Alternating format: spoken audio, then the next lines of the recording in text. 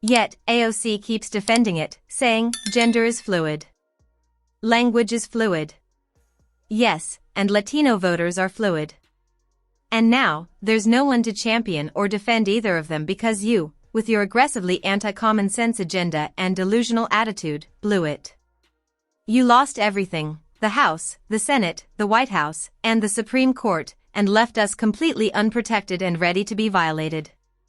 Democrats have become like a royal family that, because of so much incest, has unfortunately had children who are. And the same thing can happen to ideas if they are also conceived in an atmosphere of intellectual incest.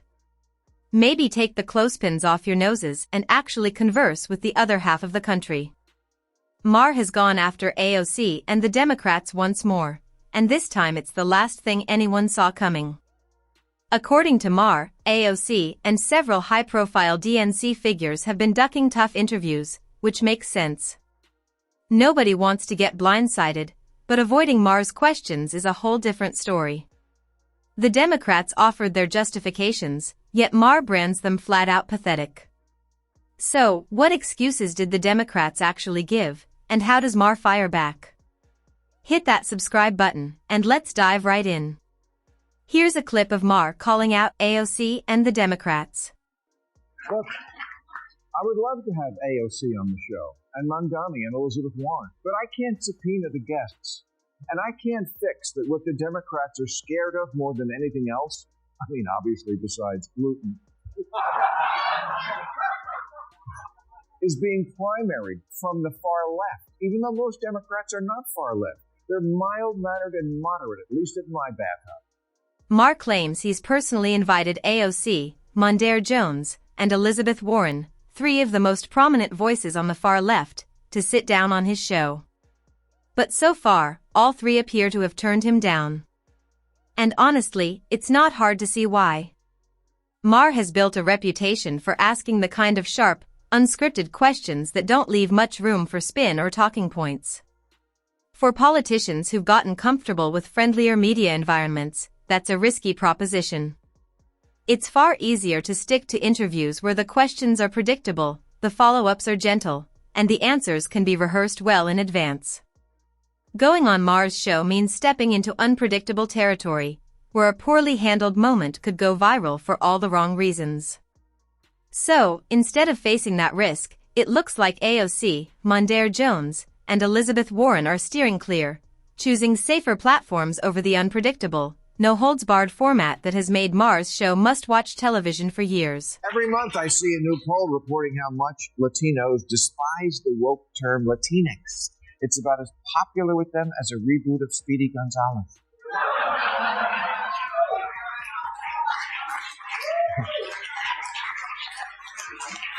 Even the country's oldest Latino civil rights group came out against it, yet AOC keeps defending it, saying, gender is fluid, language is fluid. Yes, and Latino voters are fluid.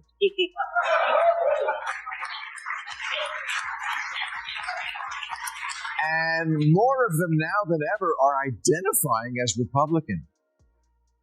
So are Asian Americans, whose support for Democrats is down 16 points since the last election. And critics argue that maybe the real reason AOC, in particular, has avoided Maher's invitation, because he would almost certainly press her on her past use of the term Latinx.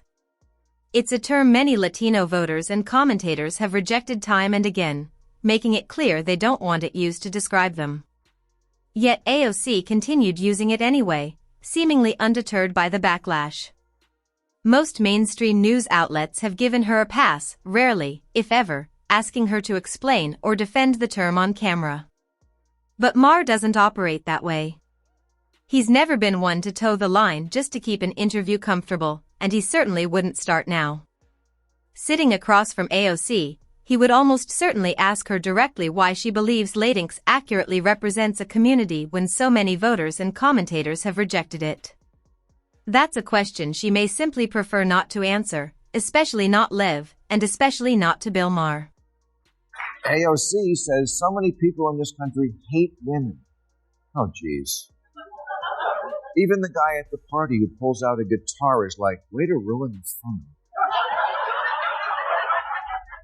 Congressman Jamal Bowman says capitalism is slavery by another name. No, it's not. It's the thing that has given more people more prosperity and hope than any other system, flawed though it surely is. Another reason AOC and the Democrats keep avoiding Maher's show is that, in Maher's view, they simply aren't ready to confront reality. Maher's argument is that people didn't reject Kamala Harris simply because she was a woman. They rejected the political brand she became associated with, especially woke culture, and rather than pushing back against its more extreme elements, she stayed silent, never calling them out or distancing herself from them in any meaningful way. His argument is that voters didn't want a president shaped by that ideology running the country, and they made that clear at the ballot box. Yet AOC appears to view things differently.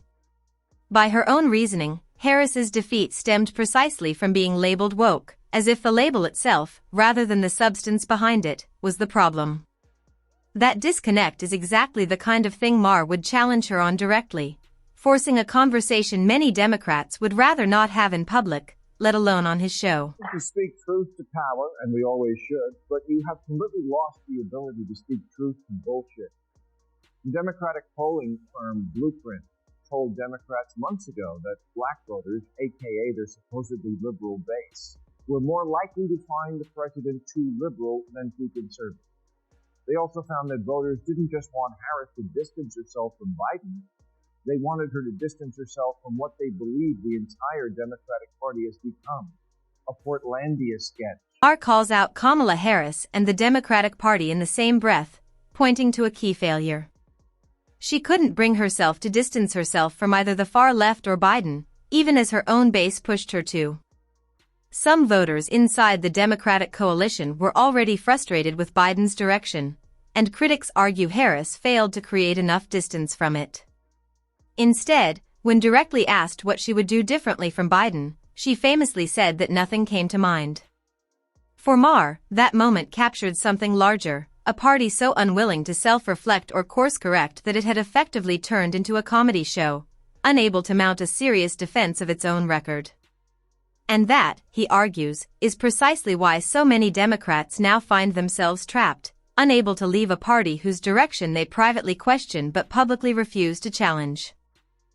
And now one idea that's getting a lot of attention is the Dems need to find their Joe Rogan, a liberal Joe Rogan, because that's why Kamala lost. Republicans have a podcast. Okay, maybe. Or you could consider this. Instead of conjuring up a new Joe Rogan, ask yourself why you lost the old one. Because he used to be on your side. He smokes pot on the air. I don't think he's that much of a far-right ideologue.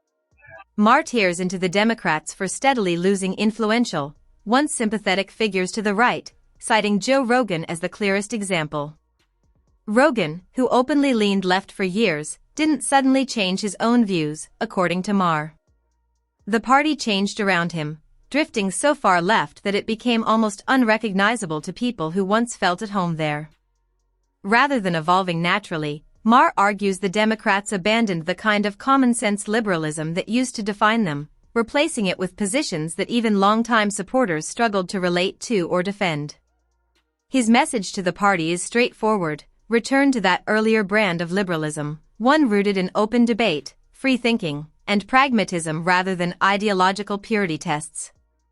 If they can find their way back to that version of themselves, Maher suggests they might actually have a shot at winning back voices like Rogan's and, with them, a broader swath of voters who feel similarly alienated. The same thing can happen to ideas if they are also conceived in an atmosphere of intellectual incest. Maybe take the clothespins off your noses and actually converse with the other half of the country. Stop screaming at people to get with the program and instead make a program worth getting with. Maher explains that the DNC is imploding largely because it has effectively cut off half the country simply because that half voted for Trump. Instead of trying to understand why so many Americans made that choice, the party wrote them off entirely, treating their votes as something shameful rather than as a signal worth examining. As a result, Democrats now operate inside an echo chamber, surrounded only by voices and ideas that already agree with them. Maher argues this insulation is actively hurting the party, not helping it. Without real exposure to different perspectives, there's no friction, no challenge, and ultimately no growth. The reason the party keeps recycling the same stale strategies, he suggests, is precisely because it refuses to engage with anyone outside that bubble. Genuine new ideas rarely emerge from comfortable agreement. They come from honest conversations with people who think differently, and that's exactly the kind of conversation Democrats have stopped. I'll conclude by saying the reason I'm so mad at the Democrats is because as a voter, the issues that were important to me were democracy and the environment. And now, there's no one to champion or defend either of them because you, with your aggressively anti-common sense agenda and shitty exclusionary attitude, blew it. You lost everything. House, Senate, White House, Supreme Court, and left us completely unprotected. Maher feels that the Democrats' sharp turn to the far left has left him politically homeless and completely unrepresented, and he's quick to point out that he's not alone in that feeling. Many former supporters now find themselves without a party that truly represents their values. Maher goes further, suggesting the consequences would have extended well beyond personal disillusionment. His warning is that if Kamala Harris had won, the same chaos and dysfunction he sees inside the Democratic Party could have followed her into the White House, with too much energy spent on cultural issues instead of practical problems. He draws a direct comparison to illustrate his point. Just look at the disarray the DNC finds itself in today, fractured, directionless, and struggling to self-correct. Maher argues that the same chaos and dysfunction would likely have played out on a national scale, with the country itself mirroring the party's current shambles had voters placed Harris in the Oval Office.